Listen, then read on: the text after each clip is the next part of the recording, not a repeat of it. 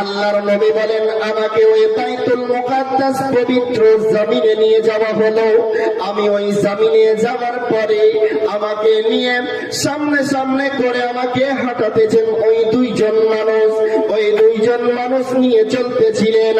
এমনই অবস্থায় কিছু দূর যাওয়ার পর আমি একজন মানুষকে বসে থাকতে দেখলাম। ওই মানুষটার সম্মুখে একজন মানুষ ধারালো অস্ত্র চাকু নিয়ে দাঁড়িয়ে আছে, কাঁচির মতো জিনিস নিয়ে দাঁড়িয়ে আছে। ওই ব্যক্তির মুখে ওই কাঁচিটা ভরে দেয়, আর কাঁচিটা ভরে দিয়ে একটি গাল তার কেটে দেয়। একটি গাল কেটে আবার যখন অপরটি গাল কাটতে যায়, তখন ওই অপর গাল কাটতে যাওয়ার সময় পূর্বেকার গাল আবার ঠিক হয়ে যায়। এইভাবে বারবার তার গাল কাটতেছে, আর ওই ব্যক্তি চিৎকার করে হাউমাউ করে কান্না করতেছে। আমি জিজ্ঞাসা করলাম,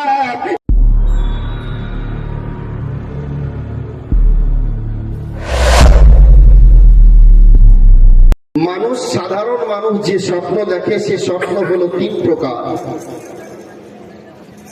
একটি হলো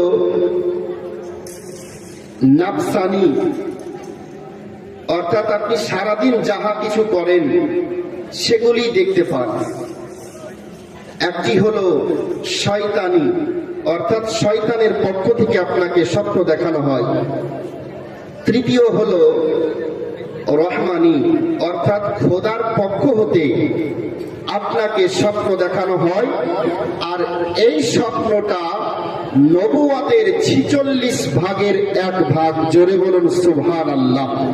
তো আল্লাহর নবী, দয়ার নবী, মায়ার নবী মুস্তাফা সাল্লাল্লাহু আলাইহি ওয়াসাল্লাম ফজরের নামাজ পড়ে হযরতে সামুরা বলেন যে আমাদের জিজ্ঞাসা করছেন, এ সাহাবীরা, তোমরা কি আজ রাত্রি কেউ স্বপ্ন দেখেছ? তো আমাদের মধ্যে সেই দিন কেউ স্বপ্ন দেখেছিল না। তাই আমরা সকলেই বললাম যে ইয়া রাসূলুল্লাহ, আমরা আজকে কেউ স্বপ্ন দেখিনি। আল্লাহর নবী বললেন, তোমরা কেউ স্বপ্ন দেখোনি? সবাই এক বাক্যে বললেন, হুজুর না, আমরা কেউ স্বপ্ন দেখিনি। আল্লাহর নবী বলতেছেন, ও সাহাবীরা শোনো, আমি আজকে রাত্রি একটি স্বপ্ন দেখেছি।